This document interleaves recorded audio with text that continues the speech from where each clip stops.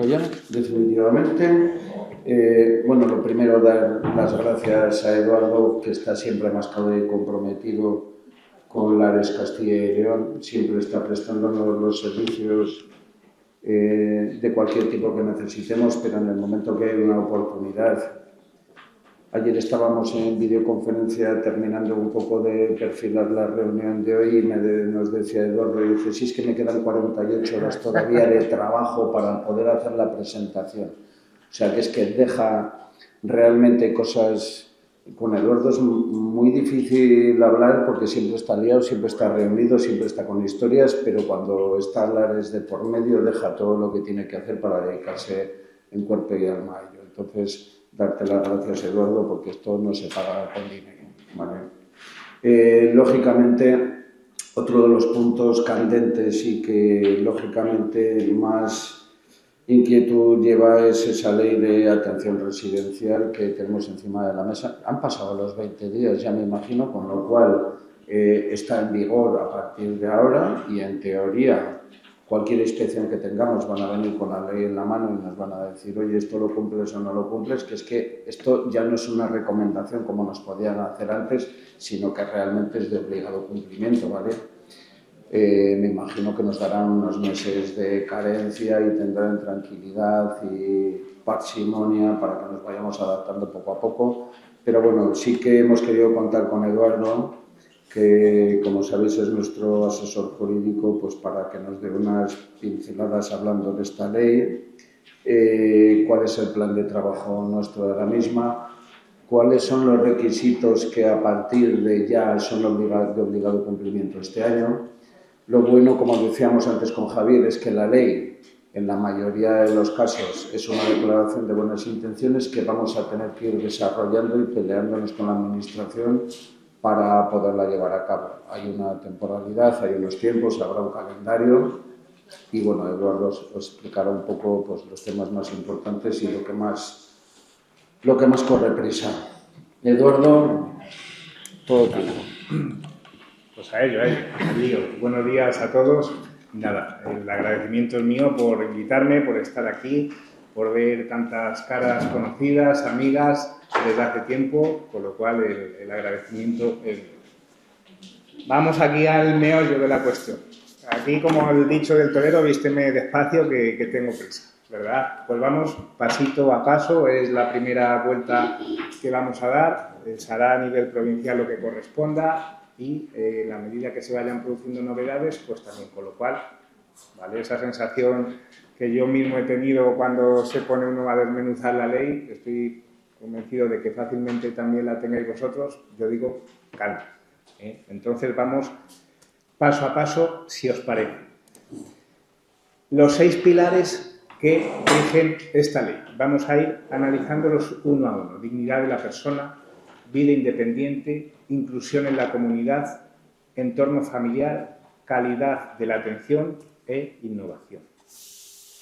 El primero de ellos, dignidad de la persona. Hablamos mucho de la dignidad de las personas. Tenemos que tener en cuenta el concepto facilísimo que viene en la propia exposición de motivos, que es el valor de la vida en sí mismo. Así de facilito, pero así de complejo, así de denso.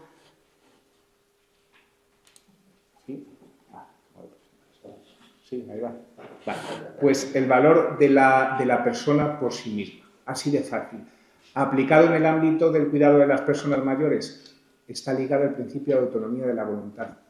Y ya entramos en el segundo pilar, el derecho a la dignidad, reconocido en nuestra Constitución española, la Declaración Universal de Derechos del Hombre, en toda la legislación que queráis, extensísima, recogida en la exposición de motivos. Pero quedémonos con esto. La dignidad de la persona es el valor de mí mismo, esté bien, mal, regular, sea dependiente severo o sea autónomo para salir a dar un paseo, en cualquier circunstancia es el valor en mí mismo. Y ligado a nuestro ámbito residencial, dignidad de la persona, está ligado con el principio de autonomía de la voluntad, que es el segundo pilar.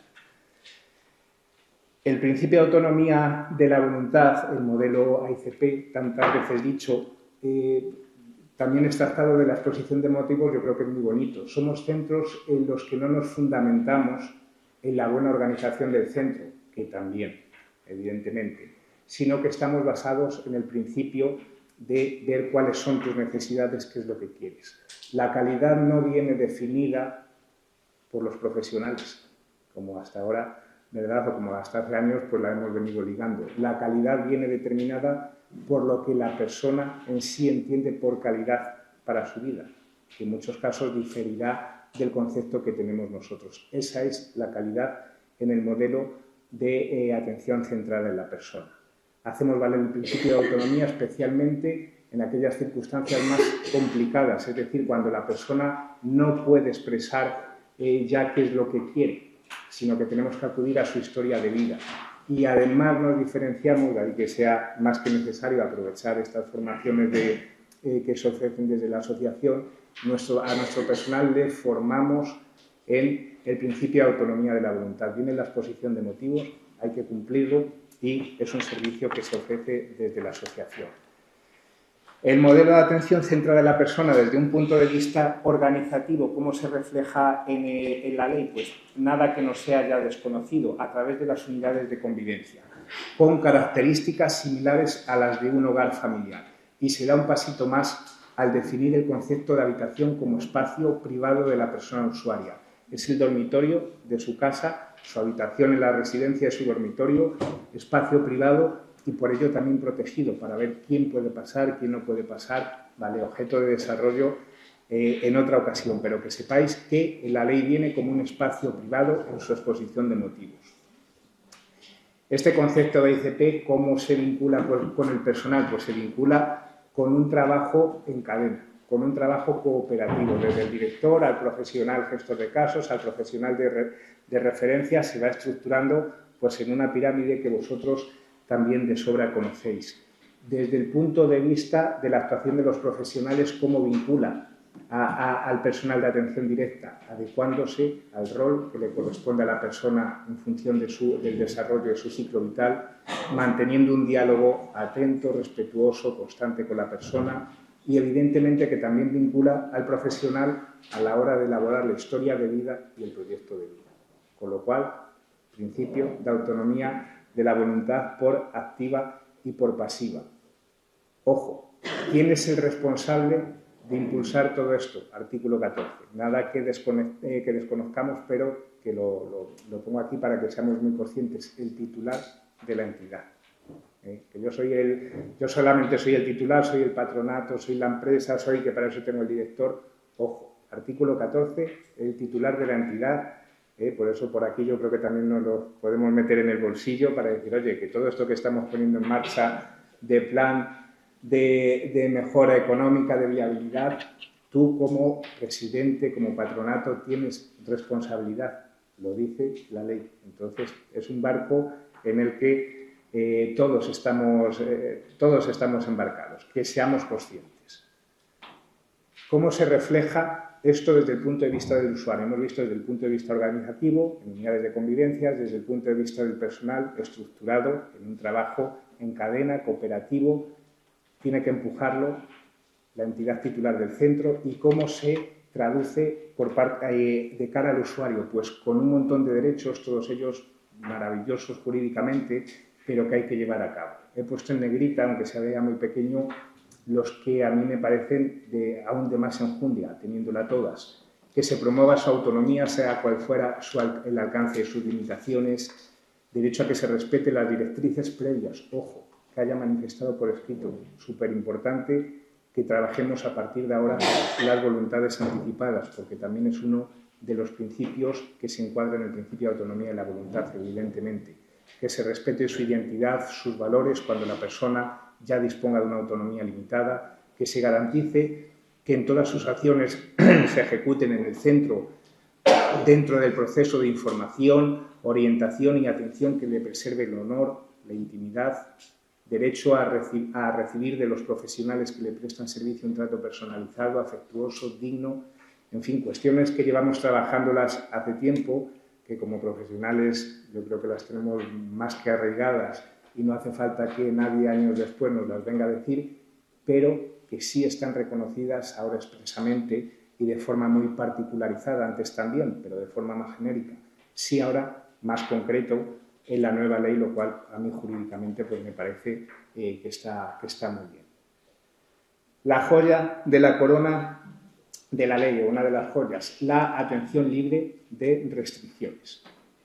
Venimos tratándolo estupendamente con Dignitas Vitae y ahora viene recogido en la ley. En todo el ámbito de la restricción de sujeciones hay muchas lagunas normativas, por eso el que lo regule la ley de atención residencial, bien es cierto que por un lado nos lo va a complicar, pero por otro lado también nos va a dar seguridad jurídica, porque en muchas ocasiones dices, pues a ver, yo creo que lo razonable, lo jurídicamente correcto es esto, pero no hay una norma que me lo pueda confrontar medianamente para decir que esto es lo que hay que hacer. Ahora, con mayor o menor acierto, pero sí lo tenemos recogido. Regla general, algo que todos sabemos, no puede haber ningún tipo de restricción.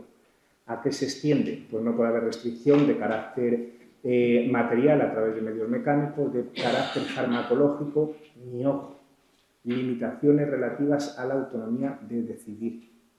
Están encuadradas en el mismo artículo, ¿vale? O sea, no nos vayamos, es un concepto amplio, no solo va referido a las restricciones de carácter físico o farmacológico. Las primeras, las volitivas y, ojo, el derecho a recibir una información accesible.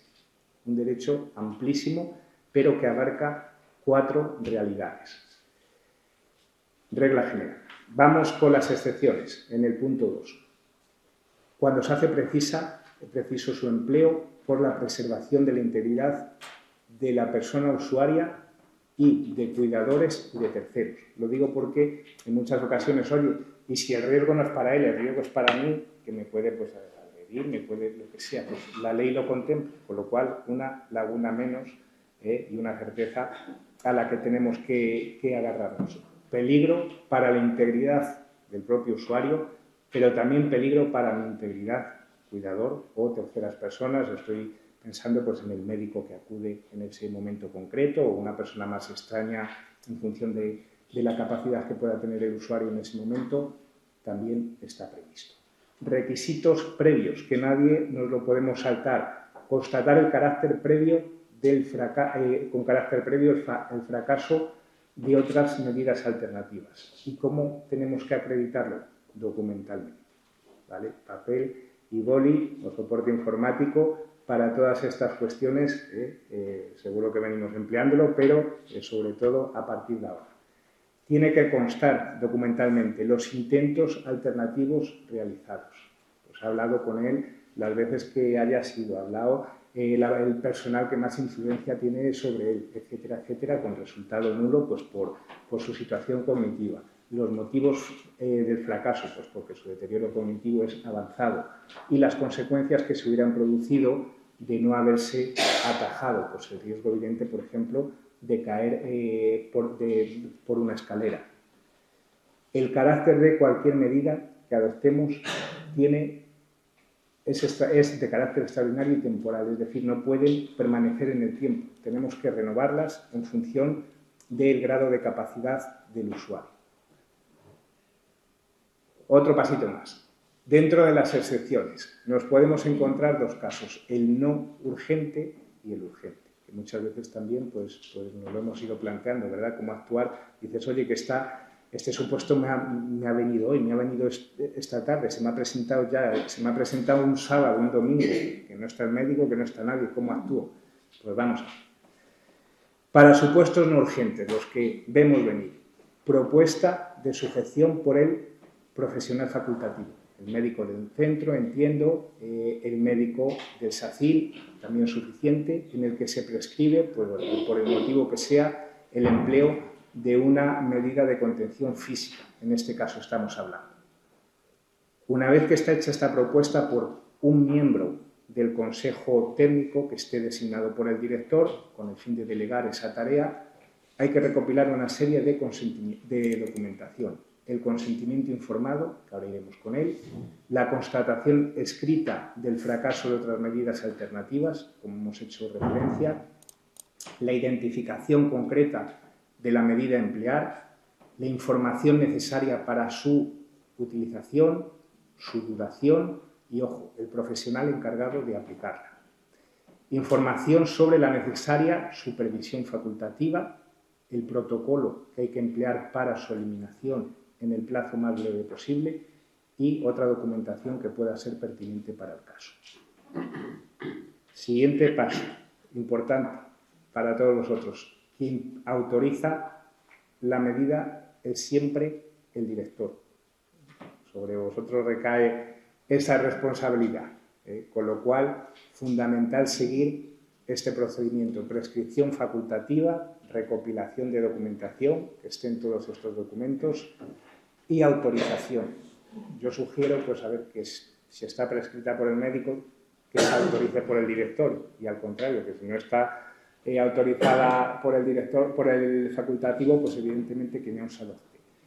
¿En qué tiempo? Y aquí entramos ya con algo más de complejidades. 24 horas desde el inicio. Y desde el inicio yo entiendo desde que se prescribe por el médico. Y en el plazo de 48 horas desde que se prescribe por el médico, a las 24 horas lo tengo que haber autorizado, director, a las 24 horas siguientes lo tengo que haber comunicado al Ministerio Fiscal. Esto es la ley. Luego, habría que hablar... Yo digo que bien o mal, por lo menos lo tenemos regulado.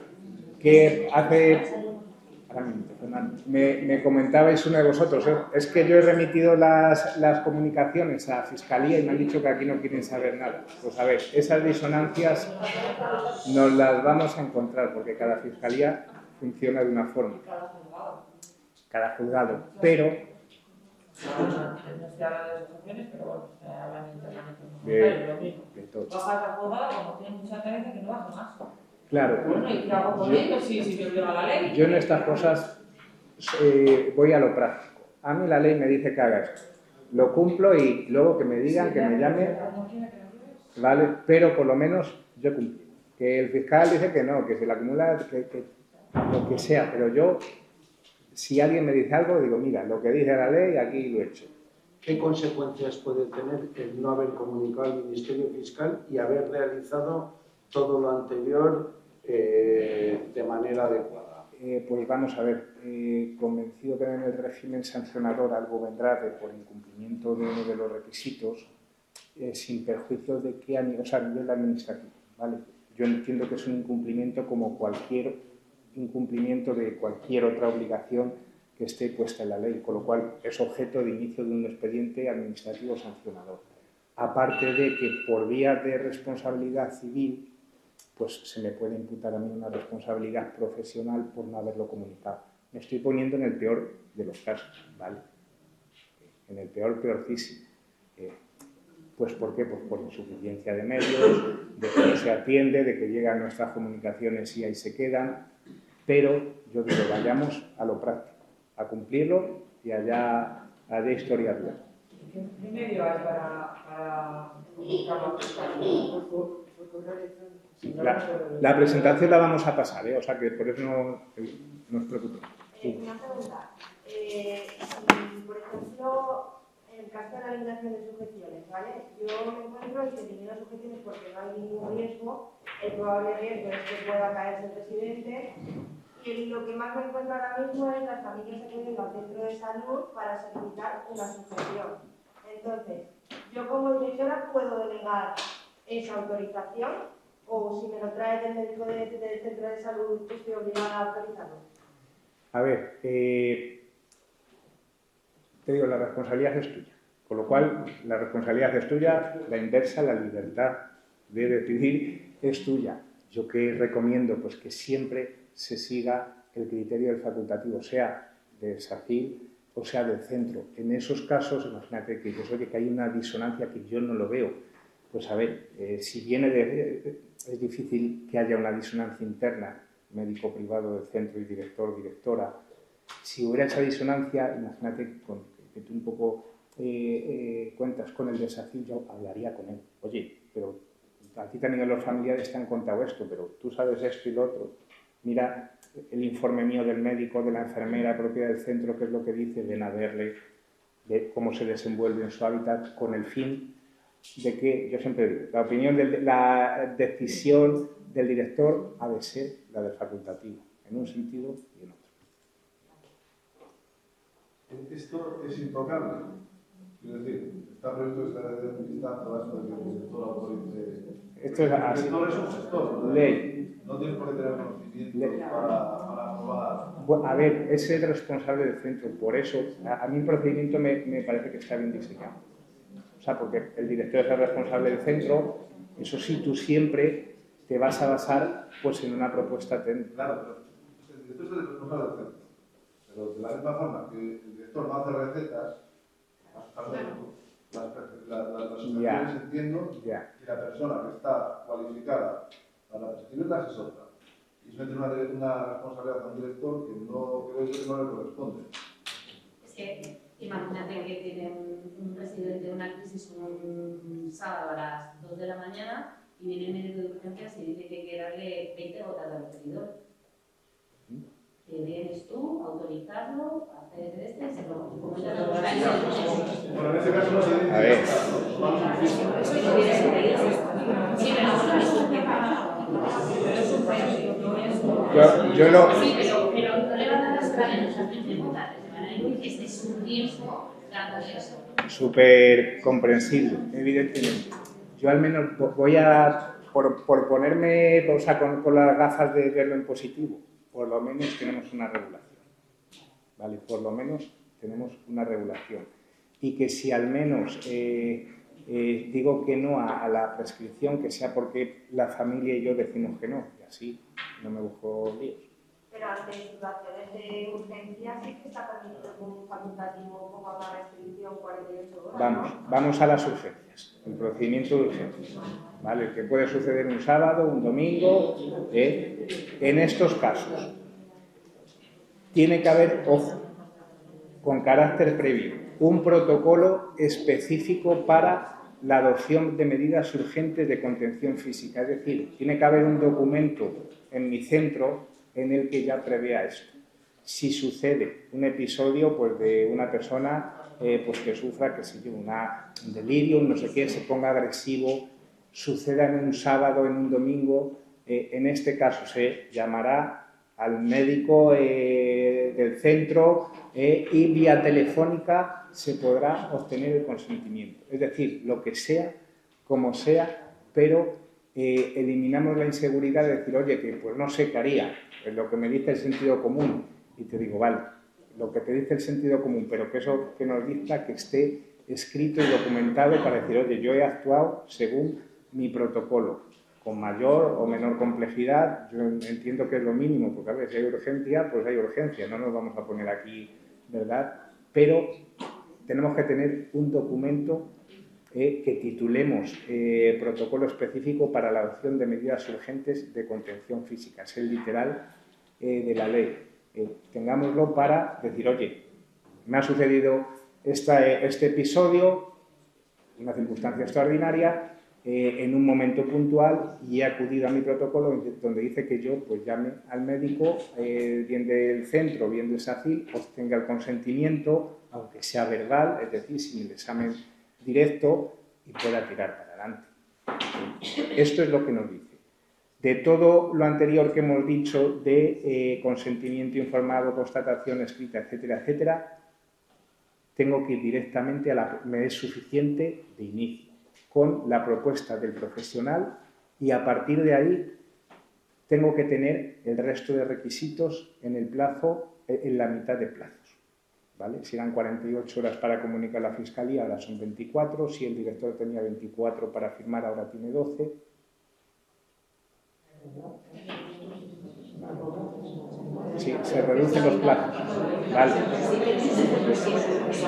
A ver, que yo estoy convencido de que esto, a ver, es lo que pone, pero bueno, vale, pero, a ver, y que hay que cumplir. Vale, a lo que digo que, a ver, que todos sabemos la realidad.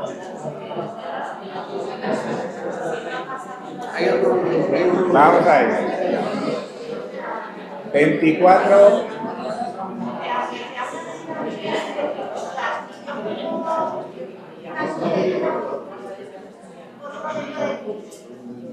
persona le tiene una pauta de un medicamento de rescate, por ejemplo, se le da... Medicamentos no.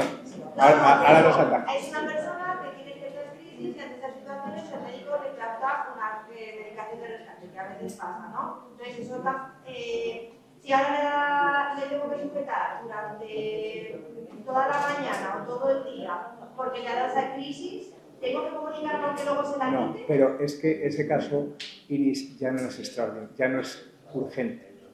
Porque tú dices, cada X tiempo le da, con lo cual yo ya tengo la pauta, oye, esta persona... Pero no la sujeción, tengo la pauta de la medicación, yo no que sea la sujeción. Claro, pero yo ahí lo pauto ya. Oye, cuando le den esta crisis que le darán tal, pum, pum, pum. Ya no es... Eso sí, si es la primera que se la ha dado y no, yo te digo, prescripción médica... Y aunque se le dé la primera vez, si es algo temporal, quiere decir que va a ser el mismo día porque no tengo que comunicar, después que me quita el mismo día más o menos.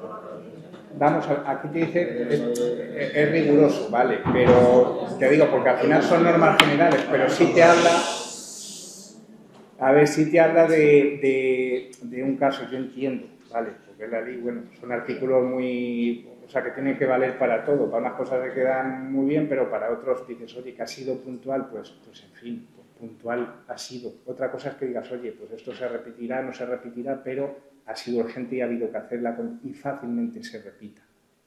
Yo digo ya 2 TC y en el plazo de 12 horas, pues comuníquese si ha cesado porque ha cesado, pues bueno, pues acabó el asunto. Pero si tengo que emplear esa medida de forma urgente, prescripción médica, a las 12 horas el director ha dicho que ok y a las otras 12 horas escrito a Fiscalía. Bueno, por lo menos que lo sepamos. Ya lo iremos digiriendo, ¿vale? Pero el tenor de la ley exigente, porque es exigente, pero yo entiendo que aquí tampoco cabe mucho margen porque estamos hablando de derechos fundamentales. Yo sé que incomoda mucho en el día a día, pues porque nosotros profesionales lo entendemos, pero desde el punto de vista de la óptica de derechos fundamentales, que estamos hablando del derecho a la libertad de movimientos, entiendo que se pongan estos plazos tan rigurosos. Si digo, pues que tiene que haber mucho engrase de funcionamiento del equipo, que tiene que haber buena coordinación con las fiscalías también, pero requiere de un esfuerzo de todo.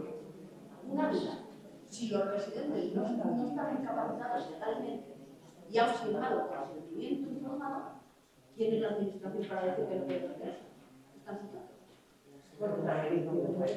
Ya, pero aún así la garantía de derechos fundamentales, aún así que es un colectivo vulnerable, aunque exista consentimiento, muchas veces el consentimiento lo da por falta de capacidad suficiente, lo da el familiar, centro social, sí, ya, lo entiendo, ¿eh?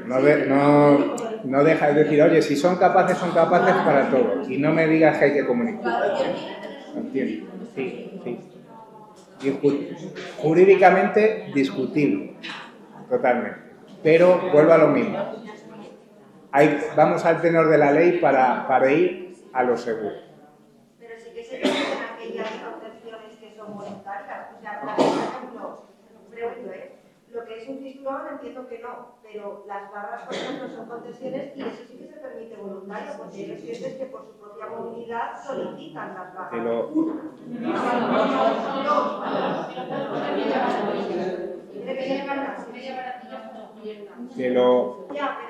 yo hablo de situaciones de personas totalmente válidas y que están bien condicionalmente y que ellos quieren las 2 barras por la movilidad. Y por ejemplo, a mí, Fiscalía sí que me dio un modelo en el que me ponía que podían ser voluntarios. Yo te cuento, ¿vale? Al menos mi interpretación, ¿vale? En todas ellas hay que obtener el consentimiento informado. Y eso lo tengo. Sí, pero a lo que me refiero, o sea que en el punto 2 te dice consentimiento informado, pero no te dice, oye, tienes que comunicar únicamente aquellas en las que el consentimiento sea otorgado por familiar.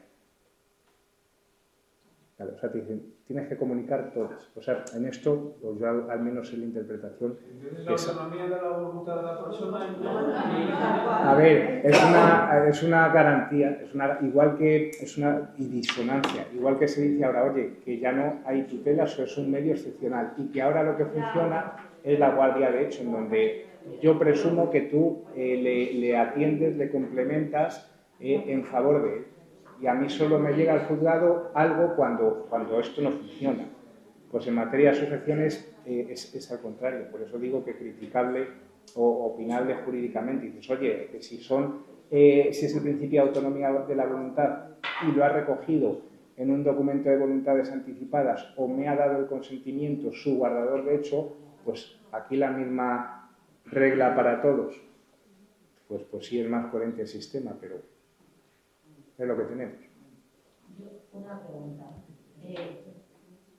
Todos trabajamos con gente mayor, muchas veces sufren una infección de orina y se pueden llegar a dañar a sí mismos. ¿Eso no entraría dentro de ese supuesto que mientras que hace efecto del antibiótico de poder realizar una sujeción sin tenerlo que comunicar por prevención a que se pueda hacer daño a sí mismo? Contención farmacológica, hablas tú. No. Cuando una persona mayor coge infección de orina, se desorienta por completo, se intenta tirar de la silla, etc. Ahí podríamos meter esa sujeción que pones durante unas horas hasta que... A ver, yo por legalista te tengo que decir que lo comuniques todo, por legalista, para decirte, no te van a coger en un renuncio, por legalista. Sí, claro, pero es una sujeción que estás poniendo durante 6 horas. A ver, por legalista, por practicidad, pues te digo lo que puedas, a ver, porque si no es que no llegamos. Entonces te digo, dices, oye, en todo esto que me estás diciendo, pues evidentemente vamos a cumplir con lo que hay y supuestos más esporádicos, más, pues dices, oye, a ver, pues no creo que pase nada. Pero sí digo, pues atajemos lo grande, si llegamos a lo mínimo, como una situación así, pues pero por lo menos que lo grande, los supuestos evidentes de pérdida de capacidad, pues sí que los tengamos comunicados y al día. Es que de alguna manera siempre te la estás jugando. Porque si pones un cinturón abdominal en una cama por una situación como la que tú estás diciendo, y ha habido casos en alguna residencia que la persona que pasa de noche resulta que le ha puesto un cinturón abdominal por una infección de orina, por una sobreexcitación y demás. Resulta que pasas a las 2 horas y aparece asfixiada y muerta, ¿vale? Porque ha intentado colarse entre las barras o porque el propio cinturón se ha intentado bajar, se ha ahogado, yo qué sé. Pues ya te la estás jugando porque si ha sido por unas horas, por una noche. ¿Cómo haces tú eso en la práctica diaria? La legalidad te la tiene que decir algo, pero ¿cómo haces tú para avisar a un familiar de que te firme un documento, de que el médico te firme un documento, la enfermera te firme un documento, que el residente te firme un documento consentido y que tú lo envíes a fiscalía todo en media hora? Que no es como que venga el médico de urgencias, consideramos como que darle un poquito de orina y que le haga una tira que dé positivo y llegamos a la farmacia a coger el... Y es un sábado a las 12. A las 12. Si es que... Complicadísimo. A ver, o sea que es innegable, es innegable. O sea que dices, está claro, pero evidentemente que el peso pues recae sobre quien recae. Evidente. Vamos a continuar. Supuestos urgentes, ya los hemos visto. Prescripción médica únicamente y recabar el resto de documentación en el plazo de 12 horas. Procedimientos de sujeciones de carácter farmacológico. Únicamente se regulan aquellos que el suministro de fármacos psicotrópicos de forma prolongada por más de 7 días. A sensu contrario, del resto no dice nada.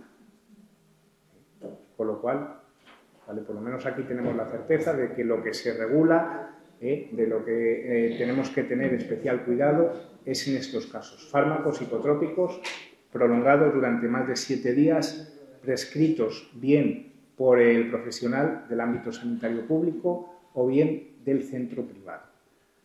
Procedimiento. En cualquier caso, se tiene que obtener el consentimiento informado, que ahora vamos a él. se tiene que hacer un seguimiento, se tiene que hacer una revisión que reevalúe la necesidad o no de continuar con esa medicación y tiene que haber una coordinación del prescriptor con el resto de profesionales, con independencia de que ese profesional, vuelvo a decir lo mismo, sea el del SACIL o sea el del propio centro. Muy bonito, ¿verdad? Ponerlo en la ley es precioso. A ver cómo lo llevamos aquí. Cuando ya la persona que va a entrar en la residencia ya te viene con ese tipo de tratamiento, pues a ver, no es lo mismo claro. que tú se lo pongas estando dentro que ya te venga con ello. Claro. A ver, si viene con ese tratamiento, pues bien. Hay que decir que si está comunicado, que no estará comunicado, y si no, pues comunicarlo. Pero ya viene con ello, no es que lo hayas puesto. Claro, pero yo vuelvo a decir, vamos a lo práctico y para mí lo práctico es que nos curemos en salud. Dices, oye, no está, pues aunque venga tomándolo de hace 4 años, pues pum, yo,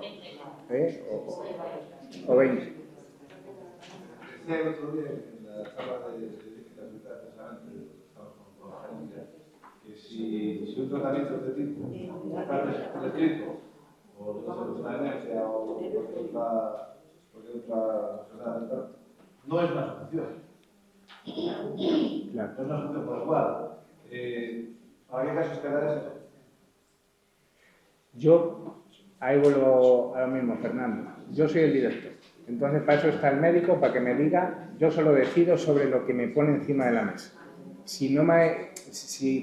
Digo por protegerme, por protegeros, si no me ha puesto en la mesa que esto es una sujeción farmacológica, yo no tengo que saberlo, ¿vale? Porque para eso está él. Mi responsabilidad es autorizarla o no autorizarla en base a su informe. Pero yo no tengo que llegar a ese grado todavía, hombre, mi sujeción mecánica, física, pues es más apreciable, pero la farmacológica, pues la sabe quien la sabe. Claro, está hecho para los casos que nadie va a decir nada. Claro, pero yo ahí voy un paso más atrás. El médico sabe que tiene que informarme de las sujeciones farmacológicas. Si no me ha informado es porque no las hay o porque está omitiendo una obligación suya, con lo cual, sí, por negligencia, que se le haya obligado. A ver, mi deber es recordarlo de tanto en tanto, oye, sabes que tienes la obligación de comunicarme cualquier tipo de restricción, física o mecánica. ¿Y cuando el médico es del SACIL? Y cuando el médico es del SACIL, a ver, pues a través del personal sanitario que pueda haber en el centro, de la enfermera, pues, o sea, tendré que sentarme y decir, oye, a ver, aquí en esto que está prescrito. Claro, pero yo tengo residentes que tienen diagnósticos de psiquiatra, de neurólogo, con ese tipo de fármacos, que el médico de atención primaria se limita a renovar la receta. Y muchos de ellos no tienen una revisión médica porque son tratamientos crónicos de gente de 90 años con crisis epilépticas, con muchos trastornos, que es que los neurólogos tampoco lo revisan. Yo una consulta, ¿esa persona puede seguir haciendo su vida normalmente? No. Yo, por ejemplo, sí que tengo un residente que gracias a esa medicación, después de venir de una crisis impresionante, hace su vida normal, pero no es una sujeción porque le permite actuar y ser consciente de todos sus movimientos. Y es que te lo digo porque hay veces que confundimos, claro, es decir, ¿le restringe la movilidad su capacidad de decisión de hacer y deshacer? Sí, pues lógicamente. Pero yo creo que si esperamos que los médicos del centro de salud nos den todas estas cosas y luego lo piensas un poco lo que decía Eduardo, bueno, pero es que a partir de ahora no necesitamos ni médico ni enfermera ni nada, ¿no? En teoría. Yo, criterio, perdón, por zanjar, voy a lo práctico. Yo comunico, vamos, hasta que me iba a tomar un café.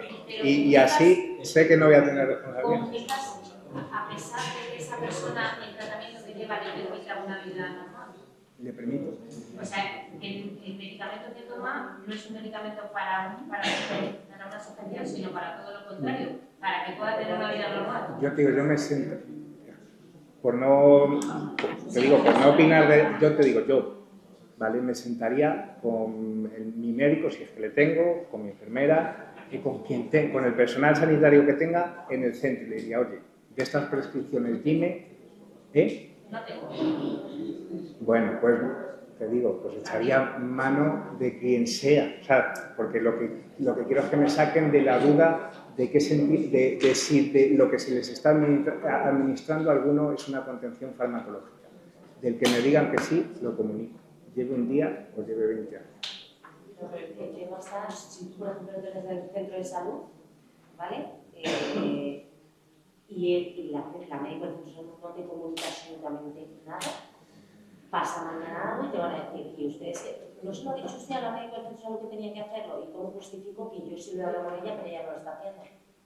Hombre, pero de alguna forma tendré conocimiento de que está tomando esa medicación. En el centro se la estaremos administrando. Si no tengo conocimiento... Si es el facultativo, es el facultativo el que tiene que hacerlo. No tengo que estar yo metiéndome en el historial médico de la persona para ver que yo no tengo ni por qué saber que es un psicotópico o que no.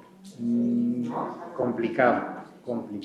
Pero... O sea, no hay... La ley no ampara a que obliga también al médico del centro de salud a que lo comunique. Te digo, complicado. Yo voy a lo que dice la ley, ¿vale? Y es que la responsabilidad es del director autorizarla y del centro de la entidad el comunicarlo al Ministerio Fiscal. Con lo cual, yo voy a lo práctico, porque si no, de verdad que uno se enreda por cualquier lado.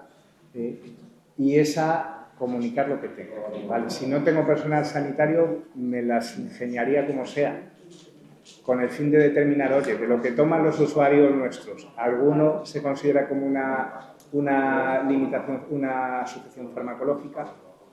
Sé que es complicado, pero, a ver, entiendo que es la única forma. También digo que, evidentemente, puestos a la duda, ¿sí? ¿Vale?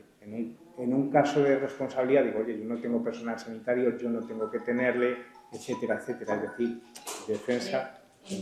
Mientras lo que nos comentaron en la charla era que si la persona tiene un diagnóstico médico o de crisis epiléptica, claro que tiene que tomar un antiepiléptico, no tienes que pedir permiso a nadie porque esa persona es un tratamiento como el que toma una pastilla para el colesterol porque tiene el colesterol alto. Eso no sería contención. Claro, yo entiendo que si esa persona tiene un diagnóstico médico, chimpún, o sea, eso no es una contención farmacológica. Yo te digo, como yo ahí me pierdo como, o sea, lo que el jurista te dice, oye, que el médico, el tuyo, el del SACIL, quien sea tu técnico sanitario, o sea, enfermera, sea quien sea, que te lo diga. O sea, que nos saque de esa duda que el director no tiene por qué saber. Vale, ya nada. Si no hay, nos perdemos.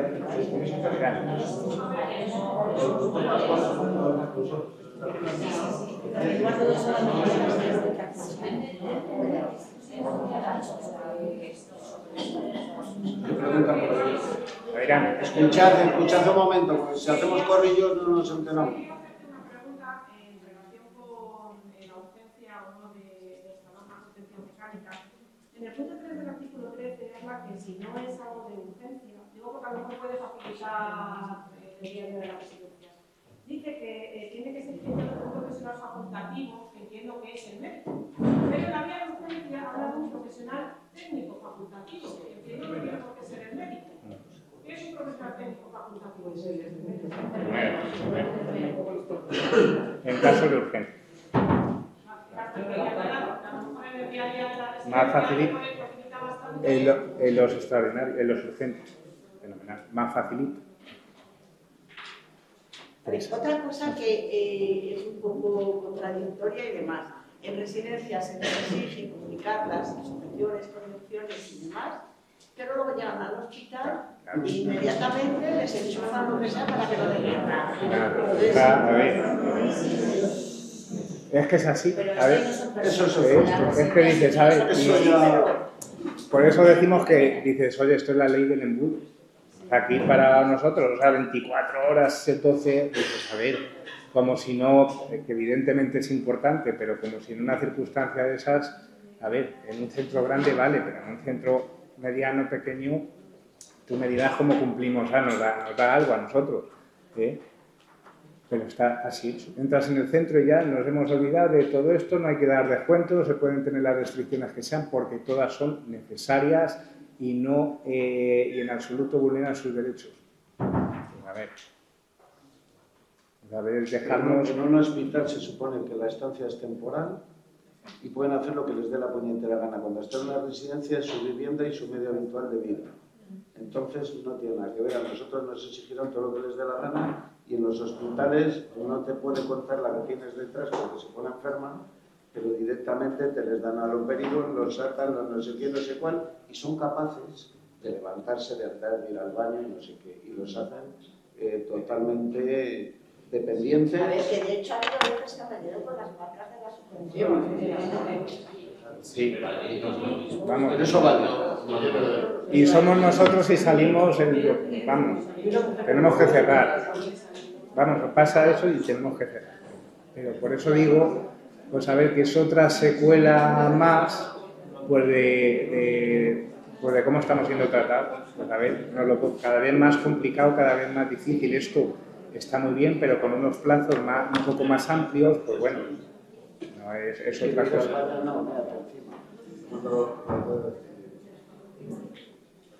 Obtención del consentimiento en cualquier supuesto, de contención física o contención farmacológica. Es ineludible, hay que tener consentimiento.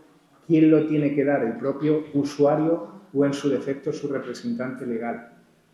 Yo añado guardador de hecho, que es quien le sustituye, con lo cual, vuelvo a decir lo mismo. O sea, tanto las consentidas por la propia persona como por su representante, todas ellas, salvo que haya otra interpretación, para mí tienen que ser objeto de comunicación al Ministerio Fiscal. A lo mejor es por exceso, pues puede ser por exceso, pero está puesto en la ley. ¿Cómo se tiene que expresar el consentimiento? Tiene que ser explícito, tiene que constar la manifestación de voluntad libre y consciente y, como digo, por escrito. La fase previa al otorgamiento de ese consentimiento, la información. Información en lenguaje adecuado al nivel de comprensión. Hay que expresar los pros y contras del empleo de esa medida. Pues vamos a ver, pues esta medida hay que emplearla porque si no, pues vamos a ver, puede tener una caída, ¿vale? Que, a ver, le puede suponer pues a lo mejor un daño en la muñeca, una luxación, una rotura, pues accidentalmente pues también puede suceder. Pero es mejor que evitemos un mal mayor, aun con el riesgo de que algo pueda suceder. Esa explicación también nos dice la ley que hay que hacerla, facilitar explicaciones y aclaraciones. El consentimiento se entiende que se otorga para el caso concreto. Es decir, esta persona que viene teniendo un déficit cognitivo y que al trimestre presenta un agravamiento y hay que incrementar las medidas, no es válido el consentimiento que ya teníamos. Hay que repetir el proceso. Exigente la ley, aunque jurídicamente correcta.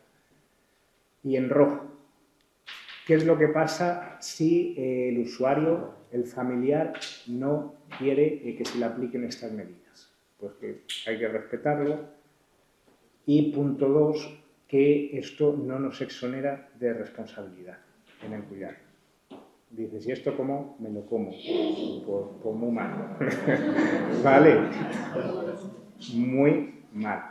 ¿Vale? Pues porque, vamos a ver, yo entiendo que si, o sea, el principio de autonomía de la voluntad manifestada por el propio usuario o por su representante, ¿vale? Pero derecho, reverso, responsabilidad. Quien asume la responsabilidad es el propio usuario o el propio familiar. Yo pondré la diligencia debida en el cuidado, pero si tú no quieres emplear, pongamos una medida de sujeción y hay un riesgo de que, pues a ver, con lo cual lo pongo en rojo, pues porque, pues, ¿al revés? El problema es al revés. El problema es que el familiar quiere quedarse. Exacto. A ver, Y si no le da caso, no claro, y se cae. Claro, pero aquí jugamos con que yo tengo que estar alineado siempre con el criterio del médico. Si el criterio del médico es que se lleve a cabo una contención y la familia no quiere, vaya película. Si la familia quiere, pero el médico dice que no, yo tengo sostén. Con lo cual, yo digo, principio básico, estar siempre alineado con el criterio médico. Esto, pues en fin, está ahí, nos lo pone muy cuesta arriba, pero que seamos conscientes de que así está regulado. No sé si entendí eso, esto que pones en rojo. O sea, que si no firman, aunque no firmen la suscripción, tenemos la responsabilidad de que se le pasa algo, que se cae. A ver, yo creo que aquí lo que está diciendo la ley es, oye, que el usuario o su familiar no quiera que se emplee esta medida, tú ya no puedes decir barra libre.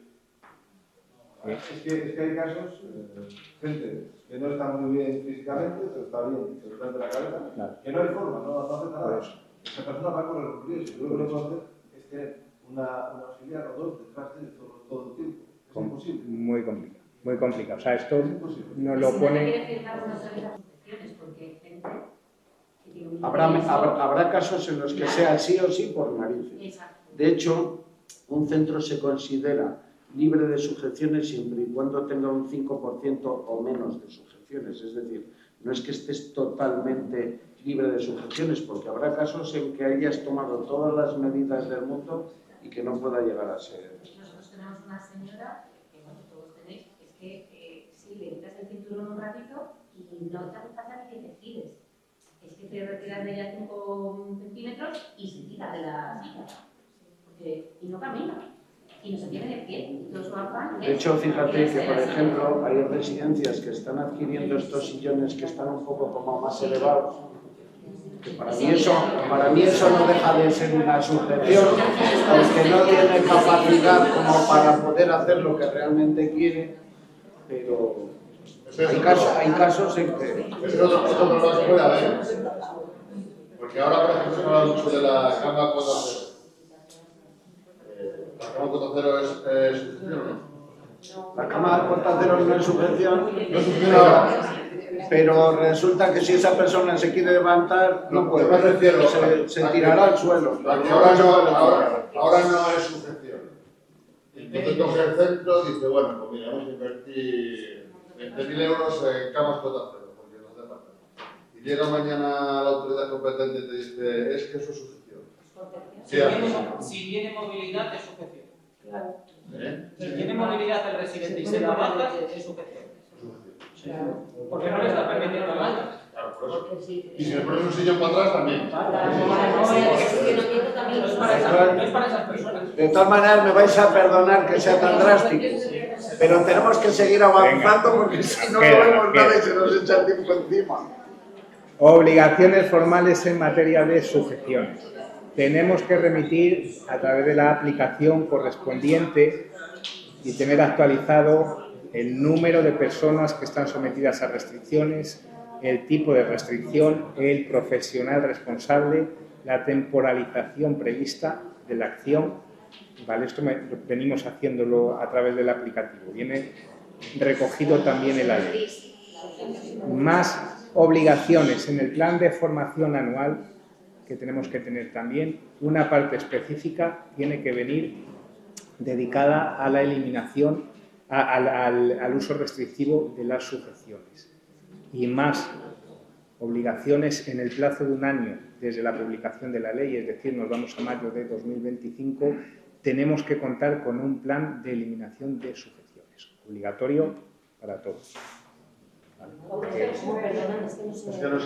Sí, en el plazo de un año para mayo de 2025, obligatoriamente, disposición adicional cuarta, tenemos que contar con un plan de eliminación de sujeciones. Vuelvo a decir lo mismo, que la joya de la corona de la ley, súper exigente junto a la calidad, con lo cual un añito para cumplir con esta obligación. Vamos a dar otro paso. El tercer pilar de la ley, la integración en la comunidad. ¿Cómo prevé la ley la integración en la comunidad? Pues de dos formas. A través de los centros multiservicios porque se ofrecen servicios a personas en domicilios, con lo cual se genera ese tráfico, y desde la propia planificación del centro, con la participación del centro de usuarios en actos que organice pues, el propio municipio, y al contrario, con actos que se realicen dentro del propio centro, donde se invite a gente de la comunidad para que pueda visitar al centro y haya esa interactuación. Tercer pilar de la ley. Cuarto pilar, el entorno familiar. Se parte de una interdependencia entre el usuario y su familia. Esa interdependencia es una pieza clave en el funcionamiento de los centros, máxime a tener en cuenta en usuarios con deterioro cognitivo, así lo dice la ley. Y es un elemento fundamental de historia de vida familiar a la hora de conocer al usuario en el ingreso y a la hora de poder planificar pues, su proyecto de vida, sus relaciones con el resto de comunidad. Papel fundamental. Si esta es la teoría, ¿cómo se lleva a la práctica? Pues garantizando el derecho a sus relaciones, no solamente con la familia entendida con carácter de sangre, sino allegados de más grupos y agentes sociales de la comunidad. Concepto amplio. ¿Y para qué cómo se garantiza o a través de qué acciones? A través del acompañamiento, de la visita y de la ayuda en las actividades y tareas que lleve a cabo en el centro. Súper amplio. Horarios. Establecido por ley, sin horarios establecidos. Muy fácil de lidiar, ¿verdad? Con el límite marcado únicamente por el respeto al resto de usuarios de unidades de convivencia del centro. Está muy bien redactado, muy bonito, pero ojo porque son conceptos muy indeterminados, con lo cual pues depende quién los lea y cómo quiere interpretarlos, pues podrá inclinar la balanza en un sentido o en otro. Puertas abiertas según esta redacción, evidentemente. ¿Y esto ahí? Esto ya empezar. Y una pregunta. A la hora de que una familia, por ejemplo, te pide información y te pregunte por el horario de visitas, nosotros obviamente todas las residencias tienen un horario de visitas recomendado, es decir, si terminan de mercar antes a las 4:30, 5, pues decimos, pues a partir de las 5. ¿No? Pero claro, o sea, nosotros no negamos una visita antes de las 5, pero sí hay un horario de visita recomendado. ¿Y eso se refleja en algún lado? ¿No? ¿Se debería o no? A ver, con este, a título de... ¿Cómo? La aplicación lo exige. A ver, esto es como, yo creo que es como todo.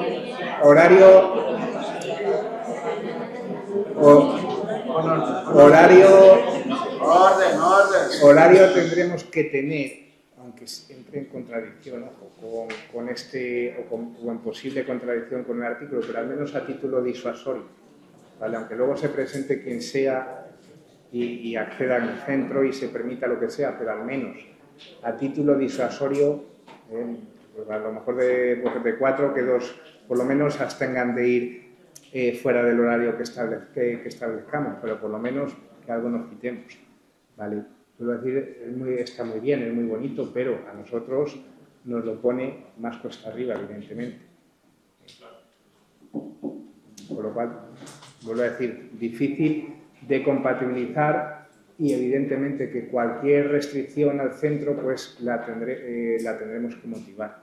Sí, claro, te pone sin horarios cerrados establecidos, pero sí que te obliga a subir un horario. Claro, pues a ver. Porque teníamos ya ese horario que le decía yo a ella cuando vino nosotros la expedición, le dijimos que nosotros horario tenemos todo el tiempo abierto. El centro pueden estar hasta las 9 de las familias con ellos. Y nos dijo, pues ponéis el horario orientativo y abajo hay una nota que pone todos los familiares podrán ver a sus familias o los residentes en cualquier momento del día sin respetar este horario. Es un poco disonancia con lo que dice la ley, o sea, porque aquí expresamente te dice sin horarios cerrados. Pero bueno, se pone lo siguiente, que es hay que respetar a los demás. Sí. Yo digo, digo, en horario recomendamos no venir cuando... por lo menos a título recomendado.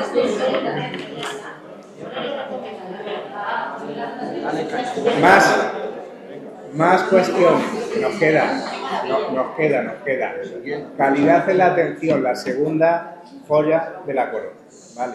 Se instaura un sistema de verificación de la calidad. ¿Y por qué se hace? Pues porque otros países ya han venido haciéndolo, como dice la exposición de motivos. ¿Y bajo qué principio está inspirado? Bajo el principio de transparencia, porque se entiende que es pues, uno de los mejores indicadores de la calidad. Para esto, que se va a ir despacito, sí que se dice en la ley que periódicamente vamos a ser objeto de evaluación en calidad. Periódicamente se establecerá, aún sin determinar qué periodos, pero así se establece. Obligatorio. Obligatorio el permitir el acceso al centro, como se hace en cualquier inspección, y obligatorio, por ley también, artículo 40.4, facilitar información. ¿Quién va a realizar estas tareas de evaluación? Pues obviamente que personal técnicos de la gerencia. Para esto, con carácter previo, pues se tienen que realizar una serie de instrumentos que midan esa calidad.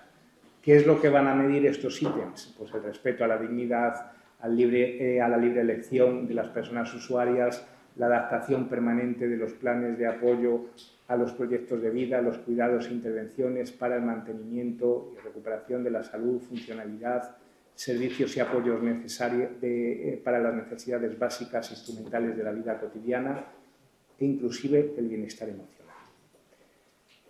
Para elaborar esta herramienta, en una palabra, no solamente van a participar funcionarios de la Junta, sino pues, profesionales de diferentes sectores en función de la especialidad, obviamente. Se emitirá un informe público y anual. Lo pongo en rojo también pues porque sobre nuestras espaldas va a ir. Y una de las cuestiones que va a constar en ese informe con carácter obligatorio es el número de personas atendidas que tienen implantadas medidas de sujeción. Con lo cual, son los dos, calidad y centro libre de sujeciones, son los dos, dentro de los 6 pilares, los dos fundamentales y los que más peso se pone. Se hará una evaluación periódica bastante, o al menos en algo garantista, porque inclusive la composición de esa especie de comité, de tribunal que evalúe la calidad, pues incluso se faculta, como si fuera un tribunal, a emitir votos particulares, en el que diga, oye, pues esta gente que dice que está muy mal, pues oye, yo digo que a ver, pues no está, que hay que tener en cuenta también estas circunstancias, es decir, los votos particulares, como en ocasiones escuchamos que suceden en las sentencias. Se establece también esa posibilidad. Para llegar a todo esto, pues se tienen que aprobar estándares de calidad, se tienen que aprobar guías y posteriormente también se dice en la ley que de los trabajos de las memorias, etcétera, etcétera, que se vengan haciendo, también se publicarán pues, para que haya una retroalimentación. Luego veremos en qué plazos, pero ahí está regulado. Más presencia de la calidad, ¿de qué forma? En la concertación de plazas residenciales. Se va a establecer una puntuación mínima, todavía no determinada, a partir de la cual se pueden concertar plazas. Ahora insistiremos un poco, ¿vale? Pero dentro de los criterios para poder concertar, uno es que tienes que llegar pues, al 5, al 6, al 7, a la puntuación que establezca. Y más también sobre la calidad del principio de transparencia. Para aquellos centros que tengan una subvención, una financiación, de hasta el 40%, tienen que publicar, por ejemplo, en sus páginas web las cuentas anuales de los 5 ejercicios anteriores, tienen que publicar también la financiación recibida, reflejar de forma desglosada en otras publicaciones que hagan el importe de financiación, etcétera, etcétera. Y para entidades que obtengan una financiación de más del 50% del total de sus ingresos, podrán someterse también, podrán ser objeto de ser sometidas a auditorías externas. Principio de transparencia que ya veremos qué recorrido tiene, pero que evidentemente muy bien para las personas mayores, también para nosotros, pero con el peso y el trabajo que lleva encima. Si nos dan el 50% de la financiación, tampoco está mal. Jorge, hay que verlo por el lado práctico, ¿verdad? Ojalá. Que nos veamos ir, ¿verdad? Bueno, visto desde ese punto, hasta con agrado. Y el sexto pilar, el de la innovación. Innovación que está ligada a la investigación, a la mejora de los centros y que tiene aquí su punto de mira en la desinstitucionalización. Ojo con la desinstitucionalización porque lo dicen en el objetivo como innovación, también consta en la exposición de motivos pues como un objetivo marcado tanto por Naciones Unidas como por la Unión Europea. Caminamos hacia el cuidado en el domicilio. Es una realidad que así es. Tal es el compromiso que la propia ley dice la Administración, oye, quien tiene que liderar y va a liderar la innovación, voy a ser yo, Administración, así lo dice la ley. Está muy bien, lo pongo en verde, porque dice que dará un impulso en el ámbito rural, que falta hace, y además en el último apartado dice que a la hora de realizar este proceso de innovación, pues contará, entre otros, con el tercer sector, con lo cual, pues ahí bienvenidos. Estos son los 6 pilares, aunque sea de forma rápida. Más cuestiones por ahí importantes. La ley hace una distinción similar a la que hay entre profesionales técnicos, director, otros profesionales técnicos, profesionales de atención directa y de servicios generales. En el del director, modificaciones, pues se exige la titulación universitaria y, copulativa, formación complementaria en dependencia, discapacidad, geriatría, etcétera, etcétera. Supuestos excepcionales en los que no exista titulación universitaria, 6 años de experiencia y formación complementaria. La ley anterior eran 4, ¿vale? Este es uno de los puntos que las alegaciones insistimos, porque al principio no creo que no haya régimen transitorio. Se llevó a las Cortes de Castilla y León, una vez acabado. Lo que pasa es que nos dimos cuenta que había directores de centros de Lares, Castilla y León que llevaban muchos años ejerciendo como tal, pero no tenían titulación universitaria. Y esto era, o tenías titulación universitaria o te ibas a la calle, ¿vale? Entonces ha sido uno de los puntos fuertes donde hemos peleado y al final, incluso de una manera un tanto especial, se ha podido modificar para que se tenga en cuenta y haya sido aprobado en las Cortes con esa salvedad. Entre otras cosas, porque es verdad que desde Lares, Castilla y León hemos hecho bastantes aportaciones a lo que era el borrador inicial que nos perjudicaba en una serie de puntos y la verdad es que la gerencia sí que ha tenido a bien atender, yo creo que prácticamente la totalidad de todas las consideraciones que les hemos hecho desde Lares. El punto no... hay que apuntarle a la ¿sí? No, sin lugar a dudas. A la Junta Directiva.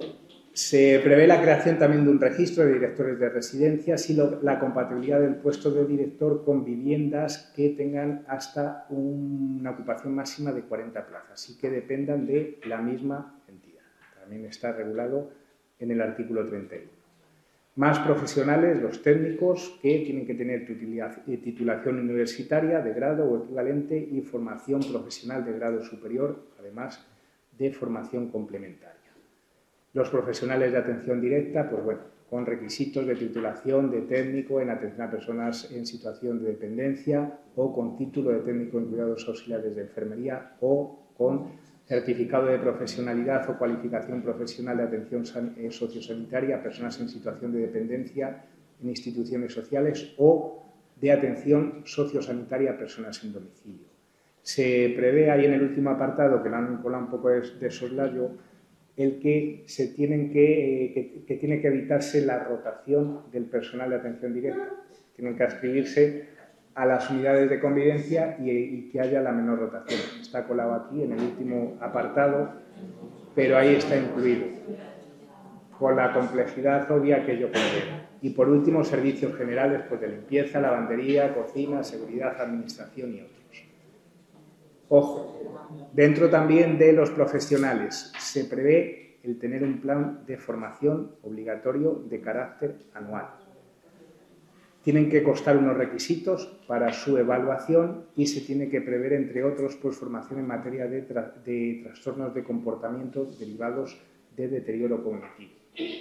Y una cuestión también que pongo en rojo porque expresamente se dice que es responsabilidad del director, la formación en materia de emergencias sanitarias sobre medidas de autoprotección, desinfección y limpieza, en EPIs, ¿vale?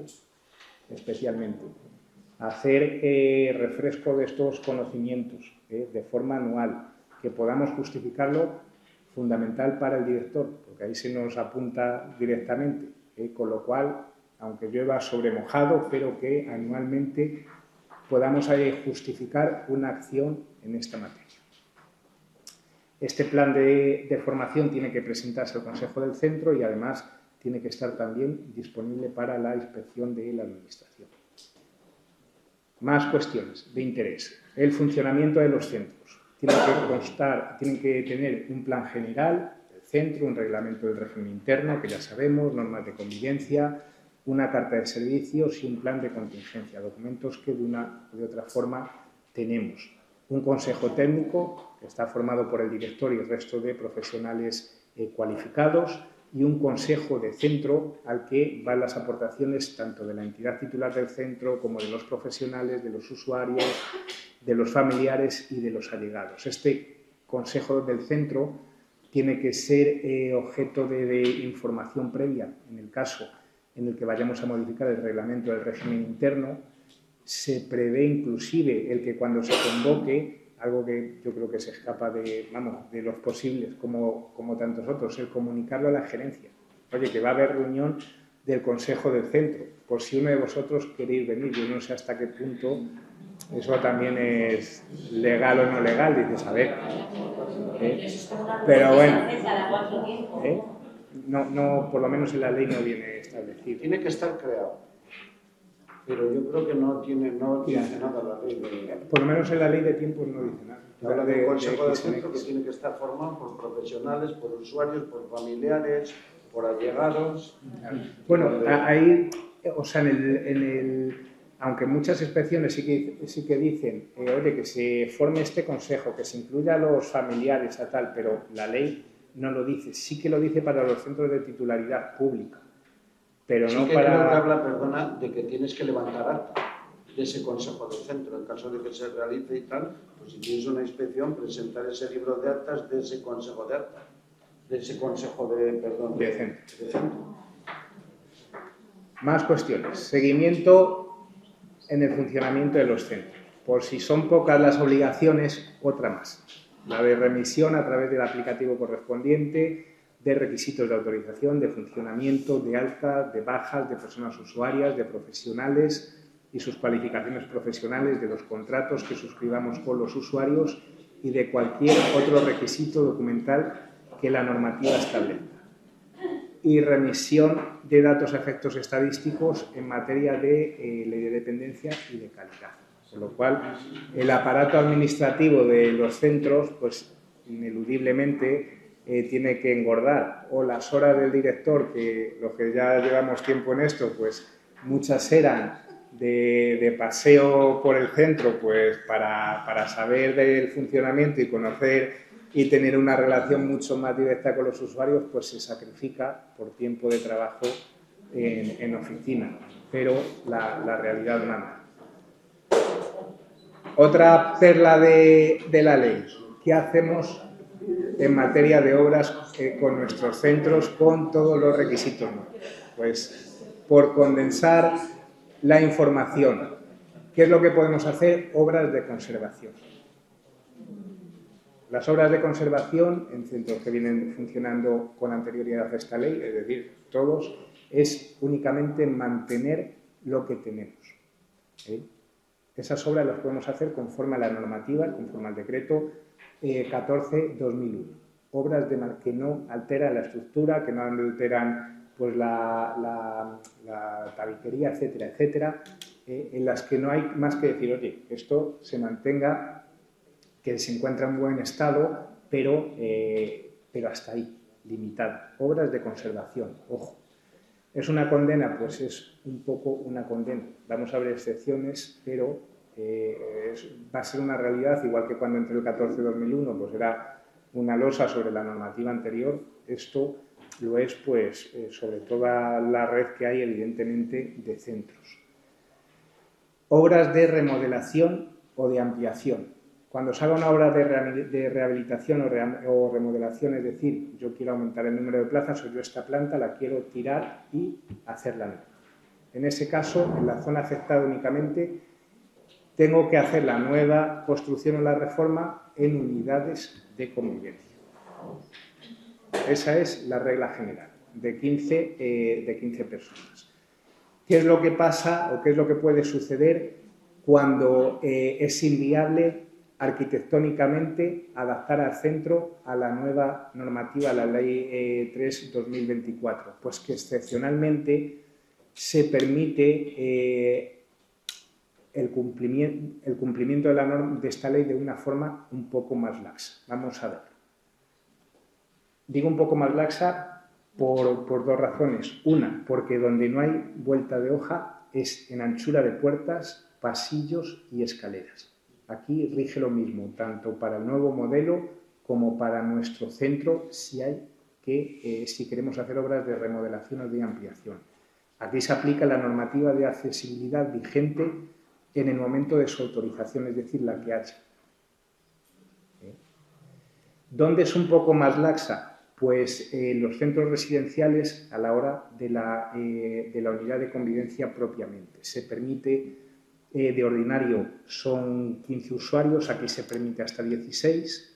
Las habitaciones individuales, todas tienen que ser individuales en las unidades de convivencia, salvo que se consienta el uso compartido. Aquí al menos el 20% tienen que ser individuales cuando existe una readaptación. Los dormitorios de ordinario tienen que ser de 20 metros. Aquí, en este régimen específico o excepcional en el que podríamos vernos sujetos, las individuales tendrían una superficie mínima de 8 metros y las compartidas de 12 metros. Si tiene que haber un aseo con ducha en cada habitación de las unidades de convivencia, en las obras que hagamos nosotros de adaptación se permite un aseo por cada 2 habitaciones. En espacios comunes son 30 metros de espacios comunes en las unidades de convivencia. En las unidades de convivencia que sean fruto de estas readaptaciones también tienen que ser de 30, pero con un cómputo por cada usuario no de 5,6, que es lo ordinario, sino de 4 metros. Con lo cual, pues, se nos rebasan un poquito más los requisitos. Por ejemplo, los espacios comunes en las unidades de convivencia no pueden ser zonas de paso, tienen que estar cerrados. Si nosotros hacemos una obra de reacondicionamiento en nuestros centros, sí se permite que las zonas comunes sean de paso a las habitaciones. Y las habitaciones que tienen que ser contiguas en las unidades de convivencia nuevas, en nuestro caso, en una readaptación, se permitiría que no lo fuera. Con lo cual, rige la nueva normativa, pero un poquito más laxa. Esperemos que por ahí, por lo menos, pues se nos pueda dar carrete a la hora de hacer remodelaciones. Concierto de plazas residenciales. Para poder concertar una plaza, no solamente tiene que estar introducida en el mapa de cobertura de los centros, sino que se tiene que solicitar, bueno, evidente, por el titular de la entidad y superar una puntuación mínima. Aquí, que recuerdo que también es uno de los puntos donde hicimos alegaciones, para los centros ya concertados se permite el que se reconviertan en plazas en unidades de convivencia. Es decir, ya no tengo que llegar al 7, al 8 o a los X puntos, me vale con tener plazas concertadas. Se nos permite concertar o se nos va a permitir seguir concertando siempre que nos reconvirtamos en unidades de convivencia. Fastidiado, pero es la realidad que hay. ¿Vale? Es otra losa, pero que está ahí inexorable. Asuntos pendientes de desarrollar, pues unos cuantos. Las ratios de personal no están definidas, económicamente nos va a marcar y se prevé el plazo de 8 meses para que estén aprobadas estas ratios, febrero de 2025. El profesional gestor de caso no sabemos qué usuarios va a tener asignados como máximo, pendiente de desarrollo. El profesional de referencia tampoco sabemos qué número máximo de usuarios va a poder tener asignado, pendiente de desarrollo. Y el sistema de calidad, pendiente de desarrollo. 1 año para constituir el sistema y una vez aprobado este sistema, 6 meses para la aprobación de la herramienta que mida la calidad y 6 meses desde la aprobación de esa herramienta para empezar con su implementación en los centros, con lo cual 2 años. 2 añitos máximo para los que vamos. Por eso, en fin, que también un poco sepamos cómo nos rige.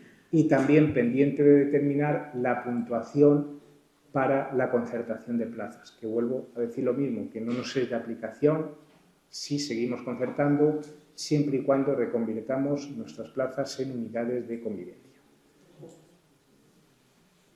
Asuntos no abordados. Pues uno, el de la atención sanitaria. ¿Recordáis el decreto 14/2001 con los requisitos de personal médico, enfermería? En la exposición de motivos se dice superado el modelo de atención sanitaria de los centros residenciales, pues no lo sé. Aquí en el artículo 36 nos dice que la normativa en materia sanitaria garantiza la cartera de servicios para todos los ciudadanos. Algo que, pues bueno, pues ya como que sabíamos, ¿no? Que no hace falta que se incorpore en la ley, pues porque es que va de suyo, como dice el otro. Se establece, en lugar de poner, pues se nos añade como obligación el tener un profesional de enlace para la coordinación permanente con el sistema de salud a nivel institucional, que habrá que identificarlo y determinarlo. Se añade un deber de coordinación interadministrativa sanidad, servicios sociales, algo pues que llueve sobre mojado por la falta de eficacia después de tantos años en coordinación sociosanitaria. Y sí se apunta unas plazas de convalecencia sociosanitaria que deberán haber obtenido la correspondiente autorización y que pueden ser objeto de concierto. Es decir, lo que tantas veces hemos hablado, que se pague el concierto social y que se pague el concierto sanitario. No como hasta ahora, únicamente lo que se retribuye es el concierto social. ¿Por qué digo que es un asunto pendiente de desarrollo? Porque aquí no hay nada de nada. No hay una disposición de ningún tipo que pueda enlazar, pues vamos a ver, si ya no es obligatorio el personal médico en los centros, se va a asumir a través de este calendario, como en tiempos se proyectó, pues la atención sanitaria en residencias, es decir, no hay nada, no hay acuerdo, por lo menos que conozcamos, o que se nos escape, que digan, que desde sanidad digan, oye, esta atención médica, que ahora ya no es obligatoria, la vamos a articular de tal forma para que los usuarios queden cubiertos, las personas en residencias sigan cubiertos, por lo menos a nivel médico, no de enfermería. Nada, ¿vale? Esto es una huida hacia adelante, al menos en mi opinión. Un problema que estaba ahí, pues ¿cómo nos lo quitamos? No regulándolo, ¿vale? Como no lo hemos regulado, y no porque lo tuviera que regular servicios sociales, sino sanidad y servicios sociales, lo quitamos de la ley y ya discutiremos cuando nos vengan los problemas. En mi opinión, así está hecho. Bueno, la ley dice, ya lo decía otra ley, la ley de la Constitución, o sea que no hace falta, ¿vale? Que se les garantiza la cartera de servicios, lo dice la ley de atención residencial. Nos lo pone más fácil que la anterior regulación. Lo que está claro es que no viene a solucionar el problema de la atención sanitaria en residencias, sino a obviar. Sí, pero ahora puedes ir al centro de salud y llegar con la ley y decir, han pasado los 20 días, esto está en vigor, mirar cómo me solucionas el tema sanitario, que ya estoy hasta las narices de que me tocases las narices y ahora vengo a tocártelas a ti. Lógicamente la relación con los centros sanitarios, con los centros de salud, tiene que ser excepcional por lo que nos estamos jugando. Pero que en algunos casos de alguna manera la pelota ha cambiado de tejado y ahora ya no está en el nuestro. Pues sí. Para las plazas sociosanitarias, quien quiera tener plazas sociosanitarias ya se estaban regulando las plazas sociosanitarias o se estaban reconociendo sobre todo en las residencias públicas. Las plazas sociosanitarias yo creo que no van a estar al alcance de casi todos nosotros, de ninguno, prácticamente, a no ser que tengas profesionales sanitarios dentro del centro, donde cumplas una serie de requisitos más hospitalarios que residenciales, donde se paga mucho más por esa plaza sociosanitaria porque está concertada, pero que lógicamente a nuestro alcance yo creo que poco va a estar. De hecho, va a haber residencias que yo estoy convencido de que se van a crear privadas con plazas sociosanitarias donde van a cobrar muchísimo más dinero y donde van a atender a un tipo de población muy específica con unas necesidades muy sanitarias. Tengo una pregunta. Aunque no nos interfiere mucho a nosotros, todos esos profesionales sanitarios que dependen de la Junta de Castilla y León están en plazas residenciales, ¿qué va a ser de ellos? Pelearemos, veremos a ver qué pasa. Nuestra propuesta, vamos a ver, y todos lo sabéis perfectamente, salga la ley que salga, ¿alguien de nosotros va a prescindir de una enfermera de la residencia? Nadie. Vamos, estaríamos locos, lógicamente.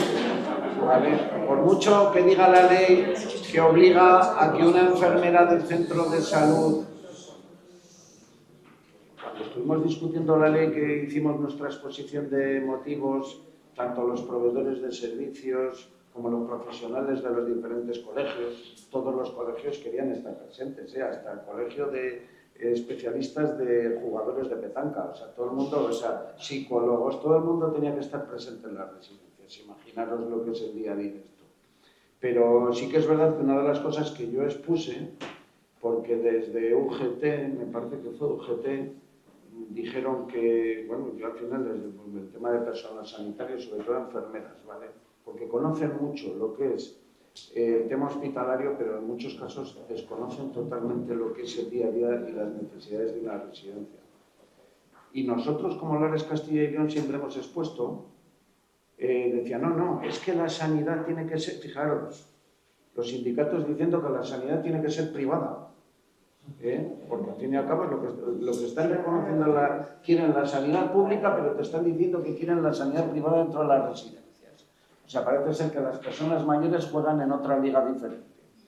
Y no, yo le dije, digo, pero vamos a ver, tú eres enfermera, y me dijo, sí, digo, ¿y tú qué problema tienes como enfermera en prestar tus servicios en vez de en un centro de salud, en un hospital o en una residencia de personas mayores? Dijo, ninguno. Digo, pues eso es lo que buscamos, que realmente los profesionales que presten los servicios en las residencias sean profesionales del sector sanitario y que los pague el sector sanitario. Que si tienen que venir tendrán que estar en la residencia en vez de en el centro de salud, pero que si los tenemos nosotros, que no tengamos que desprendernos de ellos. Ya tienen los profesionales en los centros, que los pague sanidad, que es quien lo tiene que pagar, no la residencia. Es lo mismo que si tú llevas a tu hijo a un colegio privado. Y si es de obligado cumplimiento, los profesores no los paga el colegio privado, los paga la administración. Pues aquí que pague sanidad, los profesionales sanitarios que podamos tener en nuestros centros, pero no desvincularnos de ellos porque son más que necesarios para una buena atención, pero que los pague quien los tiene que pagar. Me decía, eso es imposible. Digo, la ley de la dependencia, yo me acuerdo en el Congreso de Santander hace ya muchísimos años, te acordarás, José Miguel, defendíamos la ley de la dependencia y decían que eso era inviable y que era imposible. ¿Qué sería de nosotros si no tuviésemos hoy en día la ley de la dependencia? No existiríamos ningún centro porque no tendrían financiación para pagarse el coste real de plaza. Pues con esto tendrá que pasar lo mismo. Si la sanidad es pública y universal y todos los españoles tenemos derecho a recibirla, creo que las personas mayores son las que más derecho tienen a recibirla. Entonces, que la pague quien la tenga que pagar. Pero lo que no pueden hacer es que haya una duplicidad, que es por lo que hemos peleado siempre, en que tú tengas un médico, pero resulta que las recetas las hacen del centro de salud y ese médico no puede hacer nada. Pues lo mismo con una enfermera o con cualquier otro profesional sanitario. Pero realmente lo suyo es que sigan permaneciendo en nuestros centros, pero que los pague quien nos tenga que pagar, que no vayan a costa de las espaldas de nuestros residentes. Y fijaros una cosa, encima en teoría estamos atendiendo a aquellas personas que menos recursos económicos tienen, que somos centros solidarios, y resulta que se tienen que pagar una sanidad privada, no tiene mucho sentido. Sí, mira, yo quería saber la fecha de hoy, 30 de mayo, exactamente qué personal tenemos que tener obligatoriamente en el centro. Tenemos que tener un médico, estamos en el 14 o el 14 de enero de 2024. En el 3 2024. En el 3 2024. O sea, está plenamente vigente, ¿vale? No tiene el desarrollo reglamentario todavía que tiene que tener, no sabemos las ratios, ¿vale? Pero es la aplicable. ¿Tengo que tener un médico? En la ley no viene establecido.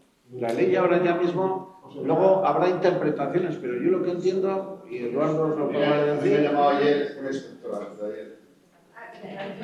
La que me inspección hace un mes y pico. Y me dijo que sepas que pasa la nueva ley, en cuestión de todo esto, seguimos con el 2001 hasta que se demuestre los reglamentos.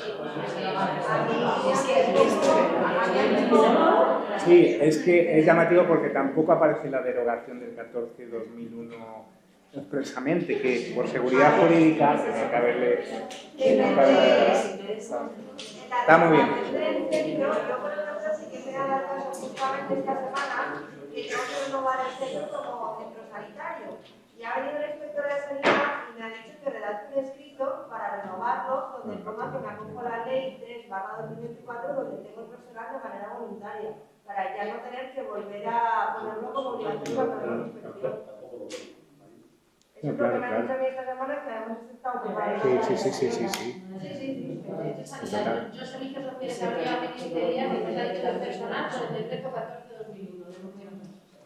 Yo es que entiendo que el 14/2001, en cuanto a personal de atención directa y demás, hasta que no haya un desarrollo de la ley donde se acuerde las ratios que tenemos que cumplir, tendremos que seguir con el 14/2001. Pero en el momento que hay una ley que te dice que los servicios sanitarios los tiene que cubrir la salud pública, ya no estamos hablando del 14/2001 para nada, estamos hablando de una ley que te exige la responsabilidad de tener contratado un profesional sanitario. Otra cosa es que por responsabilidad no lo hagamos.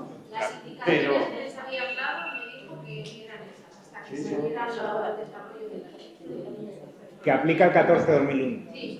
Ya, pero a ver, que aquí interpretaciones hay, como decimos los juristas, tantas como juristas o tantos como quien quiera leer el artículo. A ver, o sea, la ley está en vigor. No está desarrollada porque falta desarrollo, pero la ley está en vigor y no te dice que tengas que tener médico. Vale. Ni profesionales en concreto, te habla de personales técnicos, para luego dejarlo regulado como sea, con lo cual... ¿Serían capaces de sancionar a un centro por no tener enfermera? Algún cruzado. Acabamos. Bueno, pues todo esto tan bonito, ¿vale? Que configura un modelo que la verdad jurídicamente es maravilloso, pero complejo y muy trabajoso, pues viene acompañado de esta financiación. ¿La veis vosotros? No es que se me haya traspapelado, borrado la diapositiva, La he puesto así, es proceso, ¿vale? Esos son los números, ¿vale? Tampoco hay ninguna disposición que diga, pues oye, se acompañará en los próximos presupuestos de la dotación económica suficiente en función de las ratios, que es algo donde agarrarnos. El contenido económico es este. Conclusiones, ¿vale? Ya con esto acabamos. Pues bueno, una de cal y otra de arena. Yo creo que sí, un llamamiento a la calma. ¿Por qué? Pues porque hay cuestiones a desarrollar y porque inclusive a las malas, a las malas donde no podamos cumplir, donde arquitectónicamente tal, donde se exija este personal, este otro, mayores, va a haber en las próximas décadas por encima de la oferta de servicios. Con lo cual, hasta las malas, aunque se pasen canutas, yo digo que necesarios vamos a seguir siendo. Y máxime necesarios donde tenemos implantada nuestra red, que es en el medio rural especialmente. Con lo cual, les somos necesarios. Nos podrán apretar, pero les somos necesarios y eso no hay que olvidar. Una de cal y otra de arena. Y la de cal o la de arena es la llamada la urgencia. Con la aprobación de los estándares de calidad, con la aprobación de las ratios de personal que se establezcan. Prestar el servicio actual se va a encarecer. Con lo cual, como nos señalaba Jorge, como nos señalaba Javier, ponerse manos a la obra es urgente. Es urgente para no pasarlas canutas. Para eso, pues por razones de oportunidad, desde la asociación se brinda pues, un recurso extraordinario y maravilloso desde puesto en marcha por una empresa con experiencia, como es el Plan de Viabilidad Económica y Asistencial, al que yo veo necesario que nos sumemos todos. El que va bien, pues para seguir en esa línea, y el que lo necesita, pues para no descarrilar. Con lo cual, por razones de oportunidad, me creo que evidentemente que hay que hacerlo.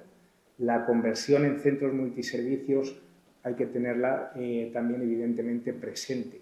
Donde apunta el modelo, por mucho que se oculte y solamente se vislumbre en la exposición de motivos, es al cuidado en el domicilio. Va a haber un número, o vamos a ser un número tal de mayores, que no va a haber ni instalaciones suficientes ni dotación económica suficiente, salvo que verdaderamente haya voluntad política. Con lo cual, el cuidado va a estar en el ámbito domiciliario y para que nosotros sigamos siendo igual de útiles, convertirnos en centros multiservicios, pues evidentemente que es una salida muy buena, máxime en nuestro medio rural. Y para finalizar, el espíritu reivindicativo.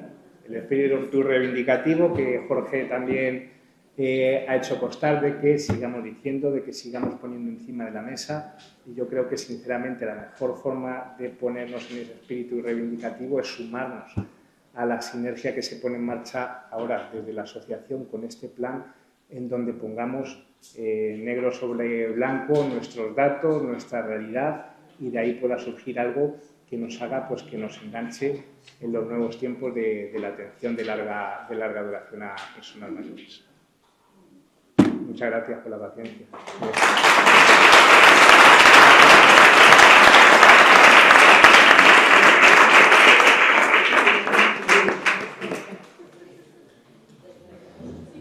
Estamos.